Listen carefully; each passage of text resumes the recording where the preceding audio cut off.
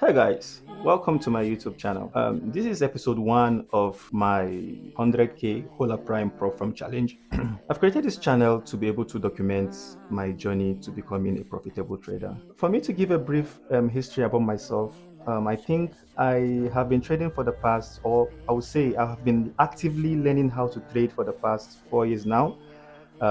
Looking at the charts, watching different content creators, watching different traders in the on YouTube, seeing different strategies, supply and demand, ICT. You know how it is with new traders. So I've been doing this actively for the past 4 years now. Fund small live account, blow it. Fund another $10 account, blow it. Fund $20 account, blow it. Buy small prop from, blow them. But along the line, I realized that I didn't have an edge in the market. I didn't have an edge in the market. I didn't have something I could repeat, something I could say, okay, if I am buying at this level, this is why I'm buying at that level. If I am selling at this other level, this is why I'm selling at this other level. And next week, if I see that reason why I bought, can I identify it and then repeat the same thing? That is the question. And I asked myself. So I decided to pause for a while.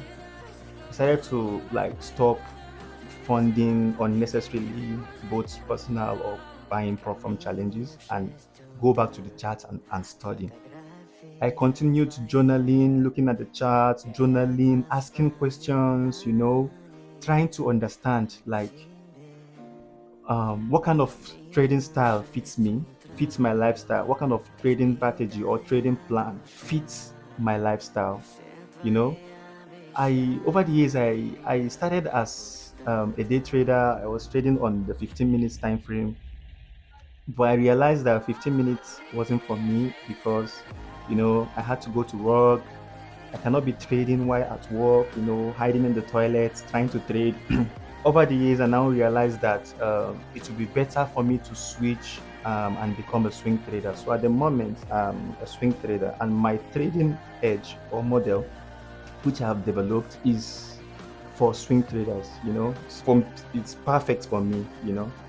Yeah, it's just perfect for me as a swing trader. So you get to learn. I've learned a lot throughout this 4 year journey of mine. But as traders, we know we still have to deal with the issue of psychology, even after getting or thinking that we have gotten like an edge in the market. We have to deal with the issue of psychology.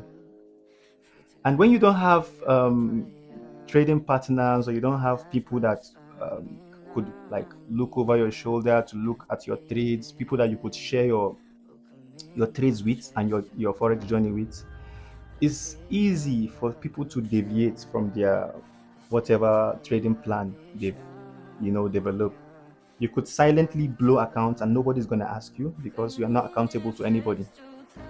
So I created this channel to be able to flawlessly execute my trades and then be accountable for my trades. So because if I don't have anybody to share my trades with, I could silently blow accounts. You know, I could deviate from my trading plan. But when I have you guys to come and talk about my trades to week in, week out, I'll tell you guys that, okay, this is what I did in the market, this is what happened in the market, and also be accountable, be vulnerable. You know, I think this is a nice idea, in order for me to keep myself grounded. So the short-term goal for this series is I want to be able to first of all prove that I can pass this 100k challenge. When I pass this challenge, get payouts from this challenge, then use my payouts to buy more prop from challenges, and then eventually grow my account to up to $1 million in funding. I know that's the short-term goal. I hope to surpass $1 million in funding, but a journey of 1,000 miles starts with a step. So I need to start somewhere. I need to pass this 100k challenge first and prove to myself that I can pass the challenge and then make profits, you know. But you see, the main aim is not really about the money. I know it's about the money, but for now, I just need to be able to flawlessly execute my edge with as minimal mistakes as possible. The less mistakes I make, the better for me. That's what I want to do. Document and execute flawlessly. So actually, I bought this Hola Prime Challenge last week. I bought it last week on the 25th of May, I think. Yeah.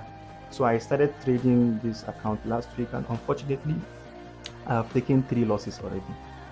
I've learned some lessons. Um, yeah, but mistakes are bound to be made, but it is what it is. So I just want to be transparent as possible and accountable to you guys as possible. So I'm gonna head into my trading journal. I'm gonna show you guys the trades I took. I'm gonna show you guys my mistakes, the lessons I learned, and everything. All the good parts.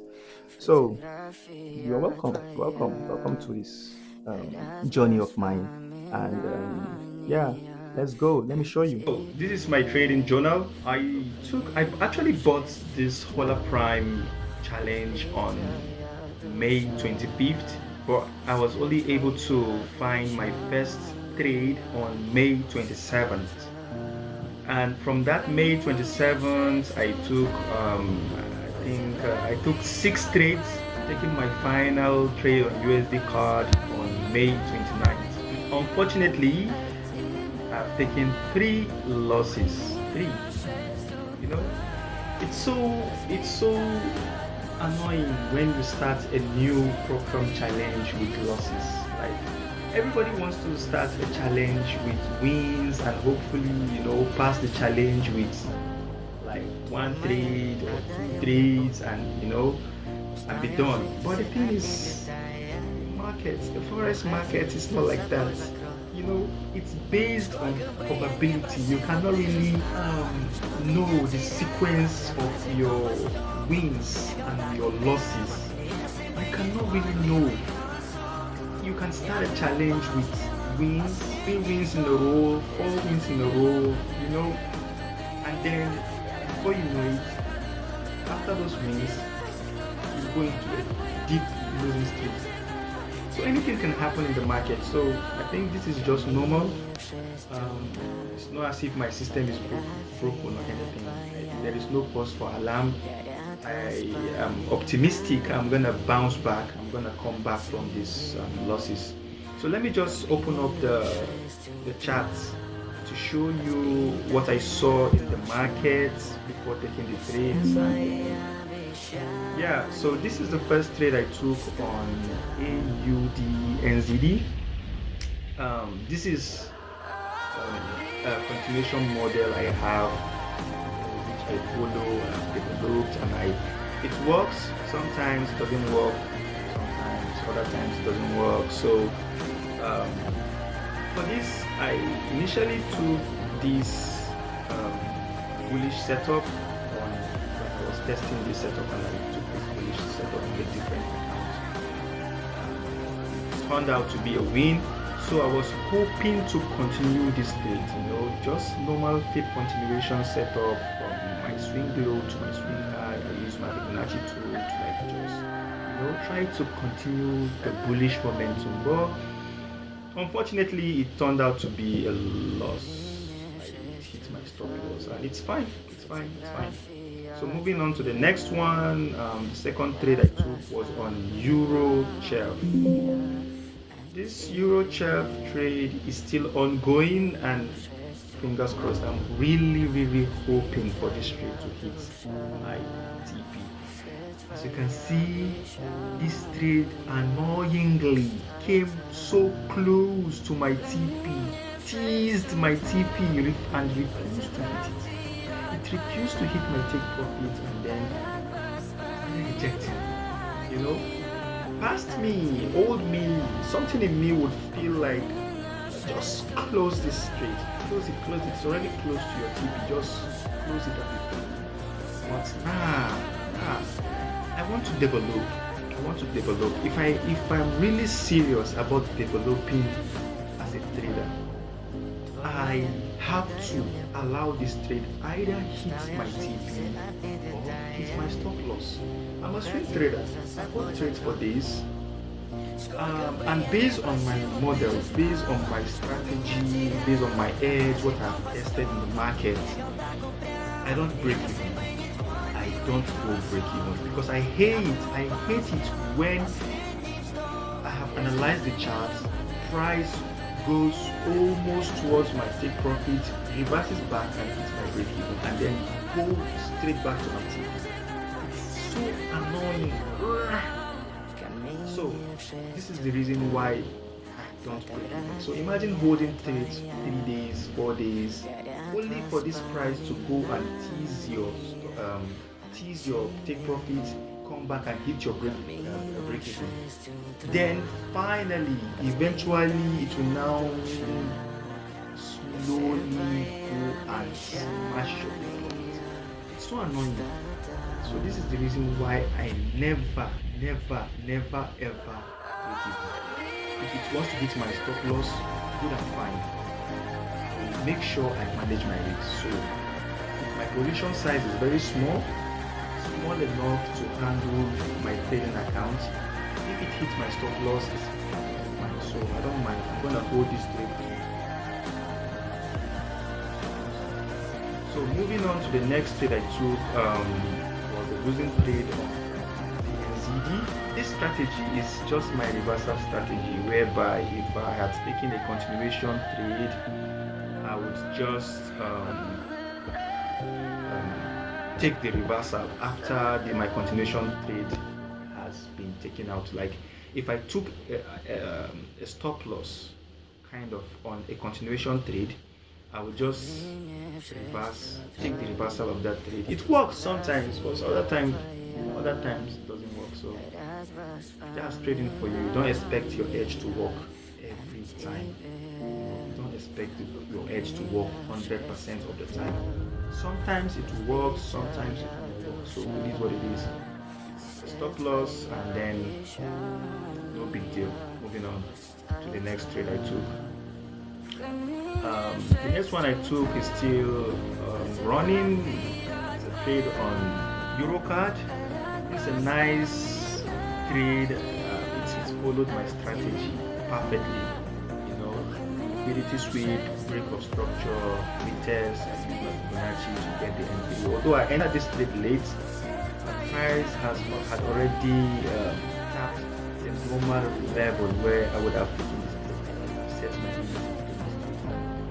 but I didn't see it early enough. But to me, it's even good that I didn't see it early enough, because it gave me the opportunity to get higher risk to reward, because I would have entered somewhere up here, which would definitely mean my risk to reward would be low. But the fact that I saw this trade late, I entered late, so my risk to reward is going to be high if this trade is still running, and I hope it hits my take. So moving on, the next trade I took was on NZD. I hate this particular setup. Like, I don't even know the reason why I took this trade. It's so annoying. Anytime I see this trade, I see this setup of like, why did I even take this setup? I was already deep in drawdown on this particular trade. Like, price was about hitting my stop loss. I was like, okay, let me go back and reanalyze. Why did I take this trade in the first place? Why did I take it? So when I went back and I checked, I realized that I shouldn't have even taken this trade in the first place. There was absolutely no reason for me to be in this trade. It didn't fit my criteria. It's a counter trend trade. NZD USD, when you look at the weekly time frame, you see that NZD USD is bullish. But I was selling here. Absolutely no reason for me to be selling. I know it's possible for me to have short-term sell bias, even within like a long-term bullish setup. You could also get like a short-term sell bias, but then I couldn't justify my reason for taking this trade. So yeah, it's really annoying.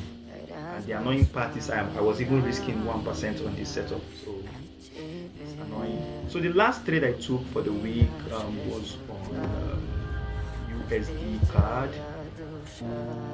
This USD card is straightforward. It's just based on my simple break and retest model. Like I had this Fibonacci break and retest trade, and I drew this 4-hour resistance line, hoping that price would break this line, then come back, retest this line, resistance will become support, and then hopefully ride the trade downwards to my motive. Simple. I followed my strategy to the T here. So all I'm waiting for is for probability to do its part. You know, anything can happen. This trade could just roll over, reverse, and hit my stop loss. It's fine. But deep down, I know I am happy that I followed my strategy on this trade. I followed everything I said I would follow based on my edge. Yeah, so these are all the trades that I took last week.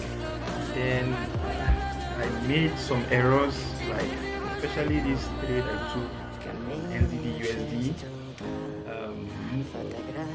From now henceforth, I will make sure I really do an in-depth analysis on every setup I am planning to take. I know mistakes are inevitable, but try as much as possible to reduce or minimize the number of mistakes I make. And also another mistake I realized last week was dynamic risking. Dynamic risking, if you realize, you will notice that I started by risking 0.5%, then after the blue jumped, I started risking 1%. Then on this last trade, I wasn't, like, at the moment when I was taking this trade, I wasn't too sure of the setup, so I decided to go even lower. And reach 0.5%. Like, why? So going forward, I have decided that I am going to be risking like a fixed amount. I'm going to be risking 0.5% per trade. Whether I am in profit, whether I'm in deep in profit, I will still make 0.5%. Whether I'm deep in drawdown, deep in drawdown, even if it is remaining just 1% for me to blow the account, I'm still gonna risk 0.5%. Fixed risks, I'm gonna change this column, write 0.5% all through, just to guide myself, just to be sure that I don't change the risk. I hope I stick to this rule. So this will help me in case, because imagine taking two losses, 1% losses, and you are down 2%. Then it's going to risk 1% continuously, for example, like fixed risks. You end up reducing your risk to 0.5%. Even if this last trade that you're risking 0.5% turns out to be a win, it's still not gonna account for your losses. You know, if you're playing the risk to reward win, 0.5%, you're taking the 2R, is just gonna be like 0.5%, 2R of that is just gonna be 0.5%. So you are still down. It will be harder for me to come out of drawdown using dynamics. That's what I feel in my own opinion. It's very hard for me to come out of drawdown using dynamics. So I'm gonna use fixed risks. And then since the month has ended, I kind of have like a separate journal like that shows my month-end balance and then what my drawdown is for that month. So last day of May 29th, my balance at the moment is around 97,500, and then well, I'm down 2%, 2.5%. Yeah, so that's everything about all the trades I took last week. And then I'm hoping that this week will really favor me. I'm hoping to take wins in this week, and I also hope that all these trades that I have currently still running turn out to be wins. I feel that I'm gonna come out of this run that I'm in right now. Yeah, so that's everything I have for you about my last week trading. Thank you very much for watching. I hope you like this video. If you have any suggestions, do well to write it in the comment section. Please subscribe to my channel to follow my journey and give this video a thumbs up. That being said, I will catch you in the next episode. Peace.